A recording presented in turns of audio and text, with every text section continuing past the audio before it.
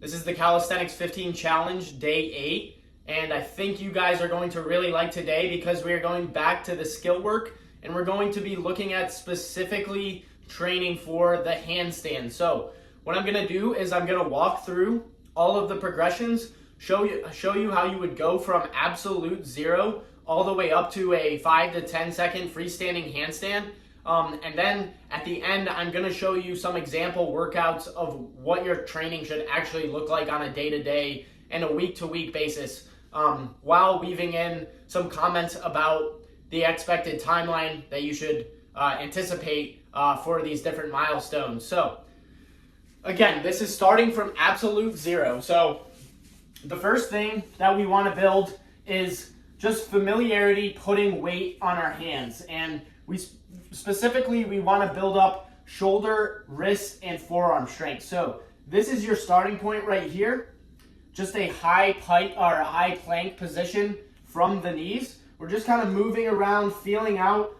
You should be able to get to a point where you can hold this comfortably for about 30 to 45 seconds. And then once you're good with that, take the knees away, go up to the high plank position, and then just start moving around, feeling out those wrists and building up that shoulder strength. Once that becomes familiar and comfortable, you can slowly start walking your feet in over time. So this is going to start getting you comfortable being in a semi upside down position, which of course is very important for the handstand. And there is a huge difference between this wide angle high pike position and a narrow angle. As you move your feet closer to hands, you're going to feel that pressure in the wrist and shoulders a lot more, of course. So that's kind of what I refer to as the phase one. It's the foundation. It's building up the familiarity of putting weight on your hands and getting sort of slightly upside down. I'm a big believer at that step in starting to build pressing strength. Other coaches will tell you, you can start going to wall-based drills, which I will get to later on. But I do believe that building up a strength base is very important, and it's going to help you with the balancing aspect later on. So from here, we're just going to start doing some basic push-ups. Again, you can start on your knees if that pressing strength is weak or low, and then over time, go up to the standard push-up. And then the next reasonable step is to start transitioning to these pike push-ups and then trying to walk those feet in over time. The goal is not to keep your hands or your head in between your hands, but rather to lean forward such that your elbows pretty much stay in the same position directly above your hands the entire time. That's going to give you the finger strength and the stability when we eventually get to the point where we're pressing out of that movement into the handstand. So just to recap, high planks, we're going knees, standard, pike, and then push-ups, same deal, knees, standard, pike. At this point, your wrists are probably in a state where you can start doing some crow poses. So this is the first time we're going to see what it feels like to have all of our weight on our hands. And the most basic starting point for these is just these rocking crow poses. You don't have to try to hold it on the first go. Just get familiar with what that feels like, and then over time you should be able to hold it for longer and longer to the point where then you can kind of practice these elbow rocks, and you can see what it feels like to rebalance from the elbows and from the wrists. The next logical step after that, which is really critical actually, and then I'm going to talk about a couple of core exercises because this is where the core starts becoming a lot more important. You're going to take that crow pose and you're just going to drop it into a headstand. You can get stable here and then practice raising those feet up. And from here, you can practice feeling out how to rebalance your body from the hips.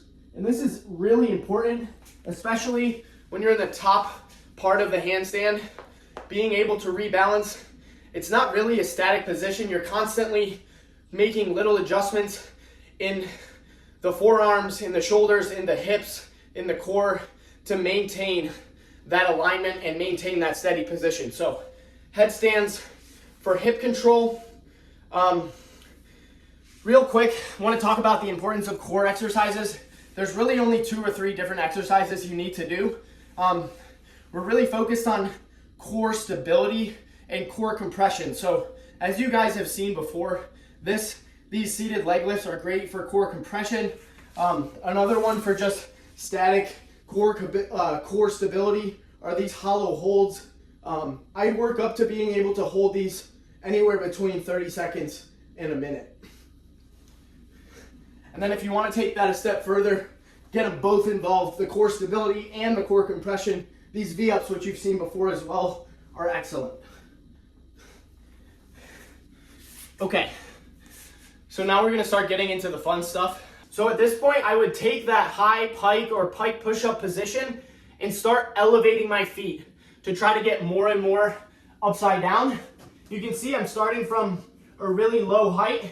And again, you just want to start by holding this high position, and then over time, you can practice the pressing aspect to build up the shoulder strength. And then naturally, as you get more and more comfortable with that, you want to start raising up that elevated surface. And eventually you'll get to the point where you can start getting a little hop in there and seeing what it feels like to be completely upside down. We're not ready for attempts just yet, so I wouldn't start trying to do freestanding from there.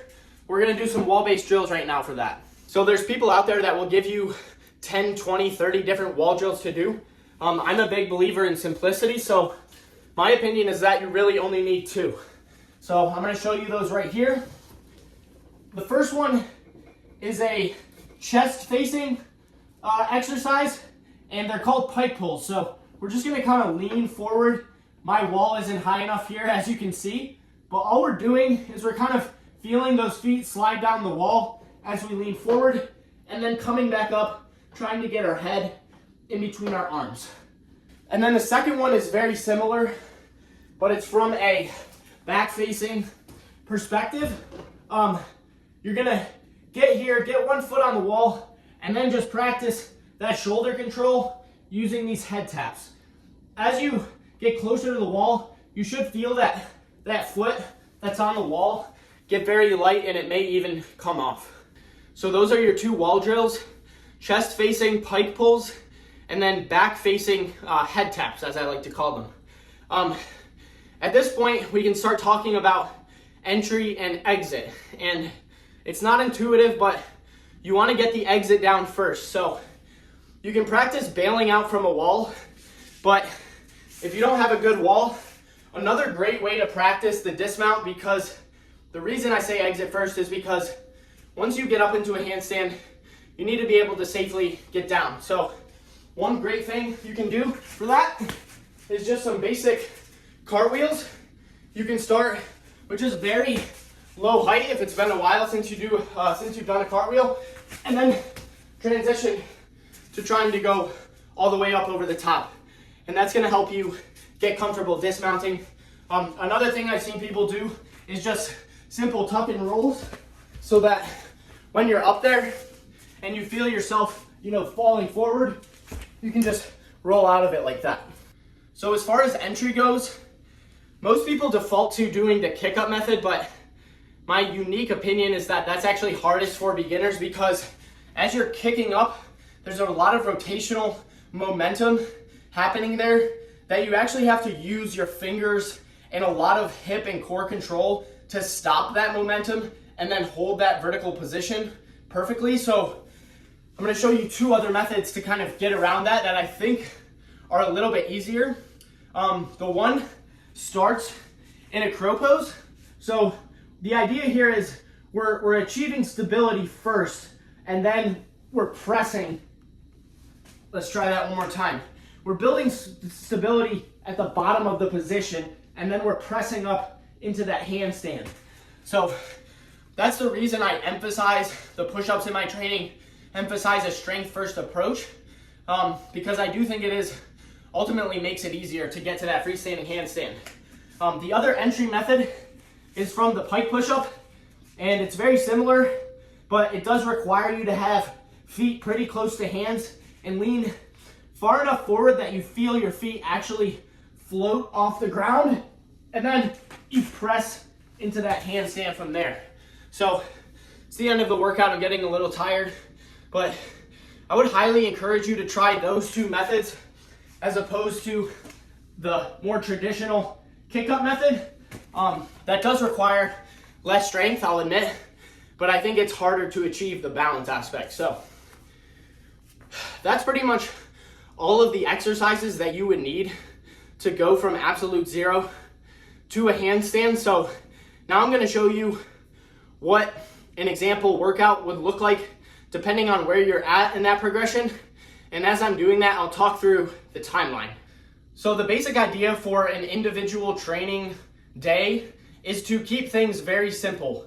Maybe 2 to 3 max upper body exercises, and then really only 1 max 2 core exercises, because core control is still important. So say you're at the point where you're struggling with pike push-ups, maybe you can get, 4 or 5 in a wide angle pike push-up, but you want to get to that point where you're able to do like 10 from this position.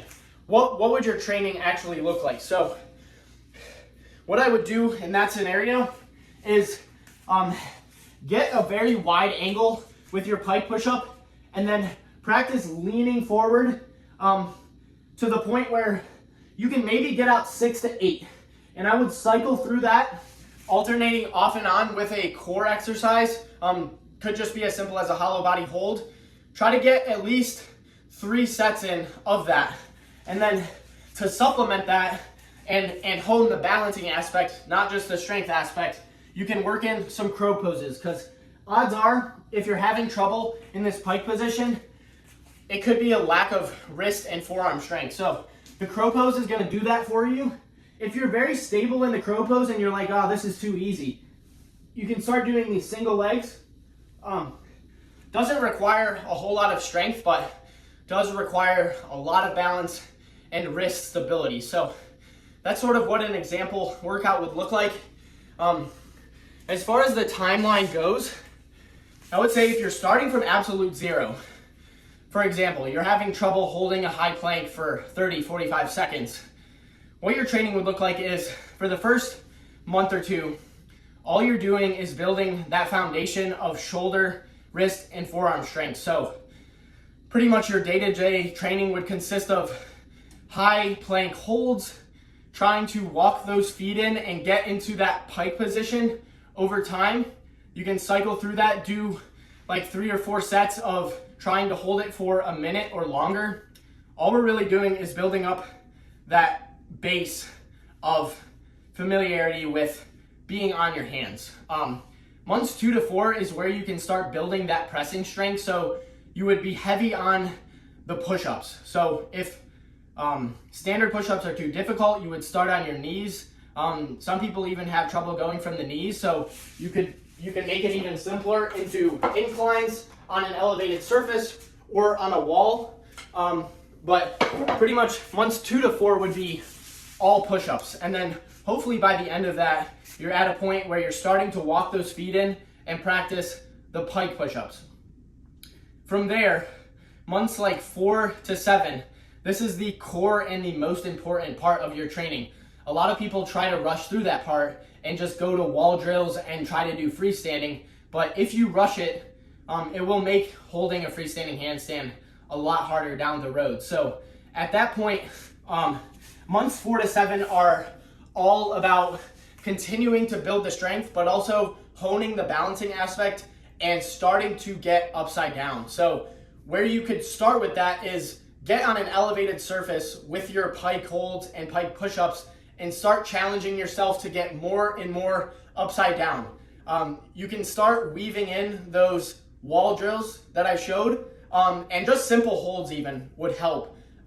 You kick up to a wall with a back-facing handstand, you practice just holding that for 30 seconds, and then after a few weeks, you should be able to get to a point where you're doing some flutter kicks, right? You're taking one foot away, you're alternating, and then you can maybe even practice taking both feet away, but not quite ready to do the freestanding handstand yet. And then months like 8 to 10, 8 to 12 would be practicing your entry methods and starting to do attempts. So at that point, your pike push-up should be at a point where you're very tight in this position and you're leaning forward, and you should feel those feet get very light, and you can even hold it right here. You don't even have to press up.